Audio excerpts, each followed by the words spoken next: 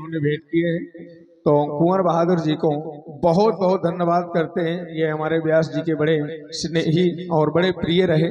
तो उनकी ओर से 100 मुद्राएं। जनक कीन कौशिक ही प्रणामा, प्रभु प्रसाद धनु भन्यऊ रामा, प्रभु प्रसाद धनु भन्यऊ रामा। महामुनि विश्वामित्र जी के चरणों में शीरध्वज जनक का प्रणाम स्वीकार हो देवता।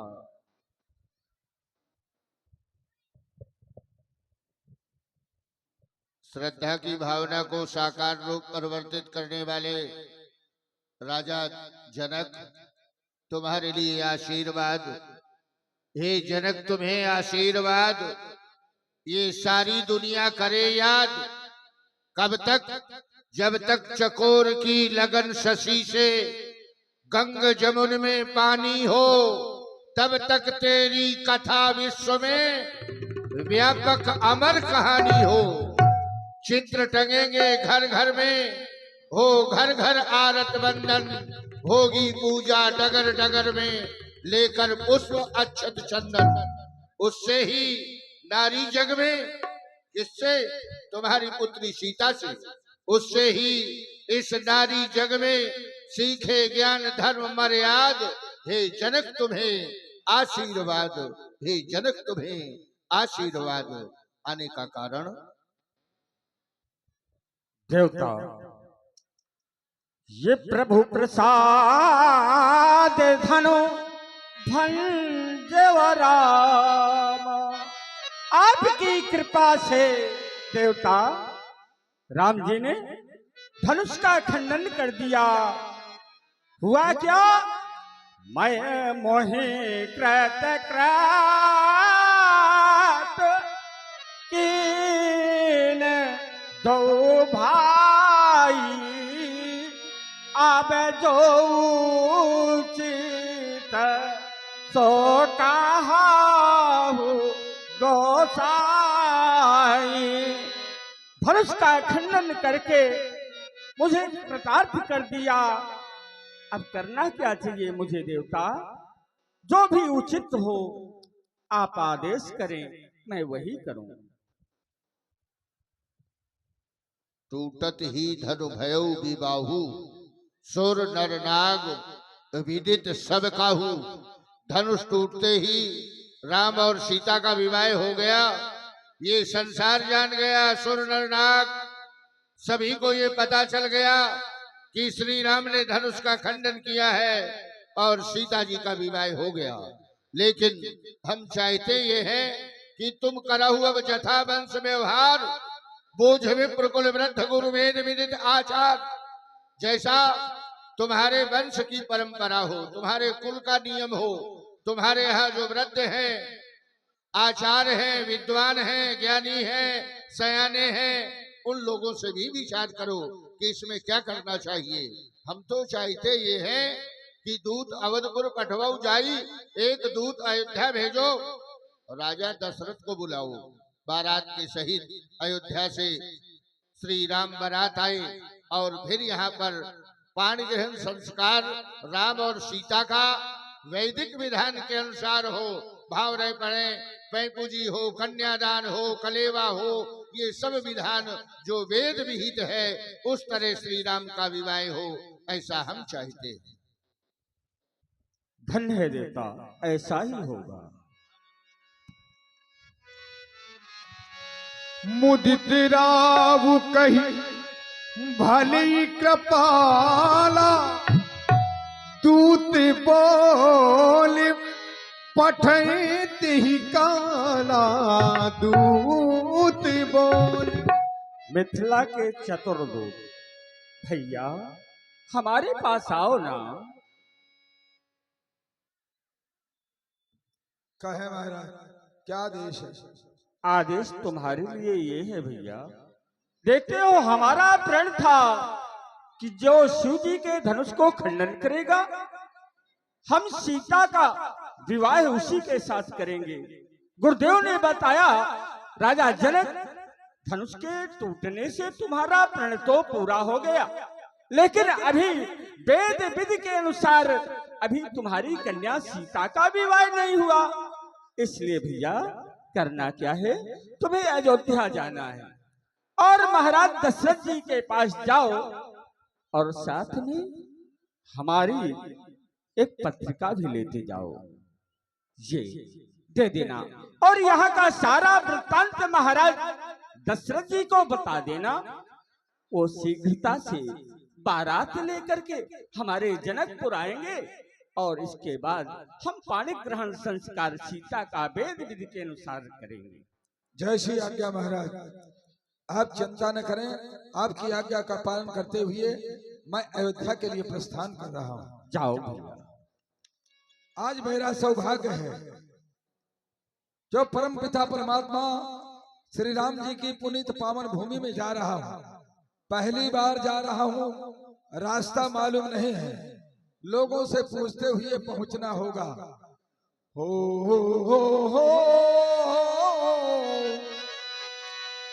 जाना है अवध नगरिया, मुझे जाना है अवध नगरिया, बता दो कोई हमका डगरिया। जाना है अवध नगरिया, बता दो कोई हमका डगरिया।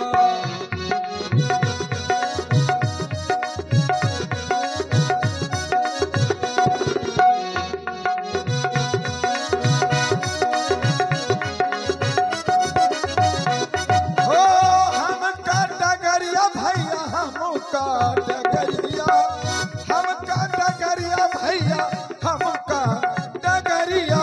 जाना है अवध नगरिया, बता दो कोई हमका डगरिया।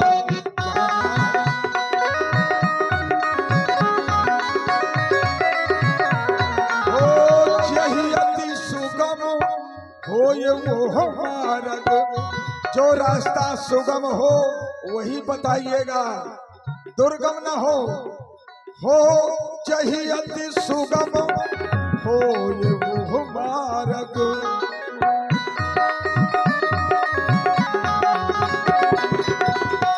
हो चाहिए अति सुगम हो ये वो मार्ग, चाहिए अति सुगम हो ये वो मार्ग। तो अपनी उठाए करो घुरिया, हमें अपनी उठाए करो घुरिया, बता दो कोई हमका डगरिया। जाना है अवध नगरिया, बता दो कोई हमका डगरिया।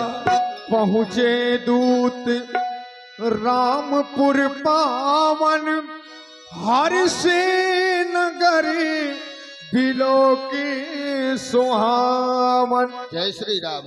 जय किशोरी जी की भैया, जय किशोरी जी की भैया।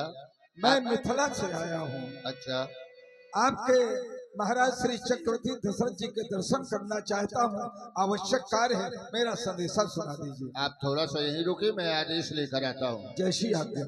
महाराज के जीवन की जय जयकार हो। महाराज त्रिहुत नरेश सीरत ध्वज के यहाँ से एक दूत आया है, दरबार में आना चाहता है।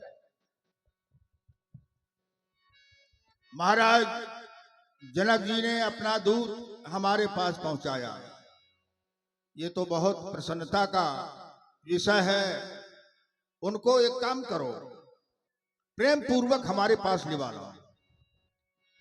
दशरथ नृप सुन लिए बुलाए, कर प्रणाम तिन। जय जय राजाधिराजा श्री महाराज चक्रवर्ती महाराज के चरणों में मिथिला से आए हुए दूत का प्रणाम। तत्पश्चात महाराज जनक जी के द्वारा पाती दीनी मुदित महीप आप उठ लीनी, बारी विलोचन बाचत पाती पुलक गात, आई भरी छाती पुनिधर धीर पत्रिका बाची। ये पत्रिका महाराज जनक जी ने हमारे पास पहुंचाई है। इसमें लिखा है श्री गणेशाय नमः। महाराज चक्रवर्ती अवध नरेश दशरथ जी के चरणों में जनक का साष्टांग प्रणाम। आगे समाचार विदित हो कि यहां पर हमारी पुत्री सीता का स्वयंवर हो रहा था, जिसमें हमने प्रण रखा था।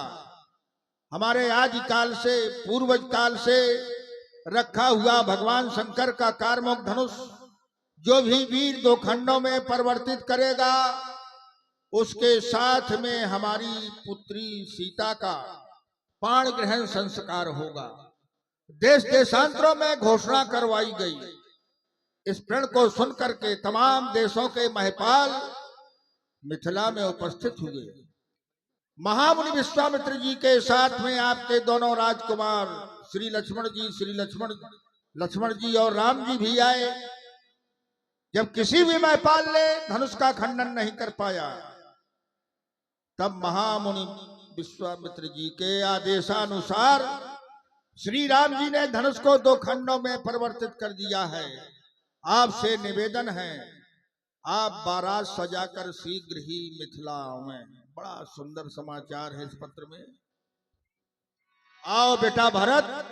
खेलत रहे तहां सुधि पाई, आए भरत सहित हित भाई, पूछत अति स्नेह सचाई, तात कहां ते पाती आई। पिताजी ये पत्र कहाँ से आया है? बेटा भरत,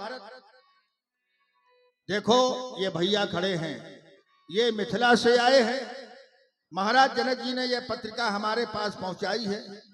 इसमें तुम्हारे बड़े भैया राम जी, छोटे भैया लक्ष्मण का समाचार लिखा हुआ है। वहां उनका विवाह हो रहा है। हमें बारात सजाकर शीघ्र ही मिथिला जाना है। तुम दोनों भाई जाओ, शीघ्र ही बारात की तैयारी करो। जाओ। सुंदर सुन पाती पुल के दो भ्राता, अधिक स्नेह समात न गाता। इधर तब नपदूत निकट बैठा रे, मधुर मनोहर वचन उचारे। आओ भैया, आओ आओ आओ, इधर बैठो, इधर आओ। नहीं महाराज, नहीं वहां नहीं, यहाँ नहीं, यही उचित है। मैं दूत हूँ, आप महाराजा हैं, मैं यहीं पर बैठूंगा। आदेश करें। अब हम आपसे कुछ जानना चाहते हैं। आप मिथिला से आए हैं, वहां की हर स्थिति परिस्थिति से तुम परिचित हो। जानना यह चाहते हैं कि भैया भैया कहू कुशल दो बारे, और तुमनी के निज नयन निहारे। अगर तुमने हमारे दोनों सुपुत्रों को, श्री राम जी लक्ष्मण जी को अपने नेत्रों से देखा हो, तो उनकी कुशलता कहो, बताएं वो कैसे हैं। श्यामल गौर धरे धनु भाता, अब किशोर कौशिक मुनि साथा। एक सांवले हैं, एक गोरे हैं, उनकी अभी किशोर अवस्था है, और वो महामुनि विश्वामित्र जी के साथ में होंगे। जानत हूं तो कहाऊ स्वभाव, अगर जानते हो तो उनका स्वभाव कहो। एक बात बताएं, जब से महामुनि विश्वामित्र जी यहाँ से अयोध्या से उनको लिवा ले गए, तो हम तो यही सोच रहे थे कि उनकी यज्ञ रक्षा कर रहे होंगे। लेकिन ये आपके द्वारा ज्ञात हुआ कि वो तो मिथिला पहुंच गए। जा दिन थे मुनि गए लबाई, और तब थे आज सांची सुधी पाई। तुम्हारे द्वारा ये सच्ची हमें खबर सुधी मिली कि वो तो मिथिला में है। हमें तो यही ज्ञात नहीं था कि कहाँ होंगे। एक बात और बताओ, कहू विदेह कवन विधि जाने। महाराज जनक जी ने ये किस विधि से जान लिया कि वो हमारे सुपुत्र हैं? ये सब बातें हम आपसे जानना चाहते हैं। सुन प्रिय बचन दूत मुस्काने। हे प्रभु, आपकी बातों को सुनकर मेरा मन प्रसन्न हो गया। आपके हृदय में जो पुत्र स्नेह है उसकी सराहना मैं अपनी वाणी से नहीं कर सकता। आप कहते हैं पुत्रों का समाचार, पहले तो मैं अपने को धन्य समझता हूं, आपके दर्शन हुए। सुनहु मही पत मुकुट मणि, तुम सम धन न कोय, राम लखन जिनके तनय, वह विश्व विभूषण दोय। जिनके यहाँ भगवान श्री राम जी और लक्ष्मण जी जैसे पुत्र पैदा हुए जो विश्व के आभूषण हैं। अब आप कहते हैं कि पता बताओ कैसे है, कैसे जाना गया। आप पूछते हैं तो मैं तो यही कहूंगा कि पूछन योग न वो तनय तुम्हारे, अपुरुष सिंह त्यों पूरे उजियारे। आपके दोनों पुत्र पूछने के योग नहीं हैं, वो पुरुषों में सिंहवत हैं और त्रैलोक को प्रकाशित करने वाले हैं। तिन कहा कहिए नाथ किम चीन्हे, तो देखिए रवि दीप कर लीन है। आप कहते हैं उनको कैसे पहचाना गया? महाराज, क्या सूर्य भगवान को कभी दीपक लेकर के देखा जा सकता है? क्योंकि मैंने देखा कि उनके यश और प्रताप के आगे वो शशि मलिन रवि शीतल लागे। उनका यश और प्रताप ऐसा है कि शशि मलिन दिखाई पड़ता है, रवि शीतलता दे रहा है। सिय स्वयंवर भूप अनेका, असिमटे सुभट एक ते एका। सीता जी के स्वयंवर में एक से एक बढ़ करके सुभट आए हुए थे। कौन से? जो सके वो उठाए सरासुर मेरू, असोहिया हारी गयो कर फेरू। जो बाणासुर सुमेर पर्वत को उठाने वाला, वो धनुष को देख करके ही में हार मान करके वापस लौट गया। और दूसरा सुभट कौन था? वो यही कहो तुक, वो यही कहो तुक, वो कैलाश उठावा, असोत ही सभा पराभव पावा। जो कौतुकी में कैलाश पर्वत को उठाने वाला वो दशग्रीव रावण, वो भी उस समाज में पराजित हो गया, घर को चला गया। शंभु सरासन काहू न टारा, हारे सकल वीर बरियारा। हमने देखा तहाँ राम रघुवंश मणि, सुनो महामहिपाल, और भंजो चाप प्रयास बिन, जिम गज पंकज लाल। जैसे एक मतवाला हाथी कमल वन में प्रवेश करके कमल की दंडी को तोड़ता है, उसी तरह आपके बेटे श्री राम ने भगवान श्री शंकर जी के धनुष का खंडन कर दिया। धनुष की आवाज सुन करके परशुराम जी आए। परशुराम जी आए? हाँ महाराज। फिर क्या हुआ? होना क्या था, पहले तो सभी भयभीत हुए, पर आपके बड़े कुंवर की शीतल वाणी सुन करके वो संतुष्ट हुए, अपना धनुष दे करके और तपस्या के लिए चले गए। ये समाचार है, जब से आपके बेटों को हमने देखा, हमने निर्णय ले लिया कि अब न आंख तर आवत कोई है ही नहीं। ये समाचार है। जय हो। देखें, ये जो मिथिला से चतुर्दूत आया है संदेशा लेकर के, और उसकी वाणी को आपने सुना तो प्रभावित हुए हमारे ठाकुर श्री जगमोहन सिंह जी। आपकी ओर से 50 मुद्राएं ये दूत के लिए उन्होंने भेंट किए। बहुत बहुत धन्यवाद भैया। सभा समेत रावु अनुरागे, दूतन देन निछावर लागे। तुम्हारी वाणी को सुनकर, जो तुमने बताया, हाँ। तुम्हारी वाणी को सुनकर हम देख रहे हैं अयोध्या का ये सारा समाज बहुत प्रसन्न है, अति प्रसन्न है, और हम भी प्रसन्न हैं। जय हो। इसके बदले में ये गले का हार तुम्हें हम निछावर के रूप में अनीत है, कही अनीत ते मुंह नहीं काना, धर्म विचार सब ही सुख माना। ये क्या? आपकी बातें तो हम सभी को बहुत अच्छी लगी, लेकिन जैसे ही हमने निछावर देने का नाम लिया, अपने कानों में आपने अपनी अंगुलियां लगा ली। क्या हमारी बात अच्छी नहीं लगी? नहीं महाराज, आपकी वाणी तो अमृत के तुल्य है, लेकिन निछावरी शब्द सुन करके हमें कष्ट हुआ। क्यों? क्योंकि ये धर्म नहीं है, अनीत है। आप ये विचार करते हैं कि ये दूत मिथिला का है, मिथिला से आया है, इसे निछावरी देकर के संतुष्ट करें। पर महाराज, हम दूत ही नहीं हैं, नागरिक होते हुए भी हम सीता जी के पिता हैं। महाराज जनक जी की वो पुत्री पूरे जनक वासियों के लिए अपनी पुत्री के समान है। हमने बालकाल से उस कन्या को गोद में खिलाया। अब आप विचार करें, हमारी कन्या है और आपके यहाँ ब्याह करके पुत्र वधू बन करके आ रही है, तो जब हम पिता हैं तो पिता होकर के कन्या के यहाँ का धन ले ले तो नर्क जाना पड़ेगा। आप तो हमारी बात कहते हैं। संसार के सभी प्राणियों को सोचना चाहिए कि अगर हमारे नगर की कन्या किसी भी नगर में ब्याही है तो पूरे नगरवासियों का धर्म होता है कि वहां का पानी नहीं पीना चाहिए। तो महाराज, इसलिए हमने कहा कि अनीत है, इस अनीत को हम स्वीकार नहीं कर सकते।